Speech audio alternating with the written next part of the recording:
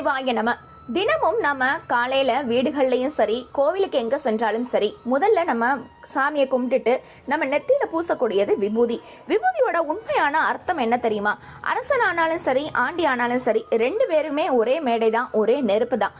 ஆமாங்க, இந்த பூவுலக வாழ்க்கைக்கு அப்புறமா நம்ம விண்ணுலகம் செல்லும் பொழுது அதற்கு இடையே நம்ம நடக்கக்கூடிய மனித வாழ்க்கைங்கிறது ஒரு நிலையாமையும் ஒரு முடிவையும் ஞாபகப்படுத்தக்கூடிய ஒரு விஷயங்கிறத தீர்மானிக்கக்கூடிய ஒரு அற்புதமான விஷயம் தான் இந்த விபூதி. நெத்தியில இந்த சாம்பலான இந்த விபூதிய பூசிக்கொண்டு கடவுளை நம்ம வணங்கும் பொழுது கடவுள் நமக்கு ஒரு விஷயத்தை ஞாபகப்படுத்துகிறார். எதுவுமே நிரந்தரம் இல்லை. இன்பமா இருந்தாலும் சரி, துன்பமா இருந்தாலும் சரி, நிலைமை மாறிக்கொண்டே இருக்கும். நம்மளுடைய நிலைமையை புரிஞ்சுக்கிட்டு நம்ம தர்ம சிந்தனையோட கர்ம பலன்களை ஞாபகத்துல வச்சு நம்ம வாழ்க்கையை வாழும் பொழுது கண்டிப்பா நல்ல வாழ்க்கை கொடுப்பாரு. விபூதி அப்படிங்கிறது சாதாரண விஷயம் இல்லை, ரொம்பவே சிறப்பு வாய்ந்த அர்த்தமுள்ள ஒரு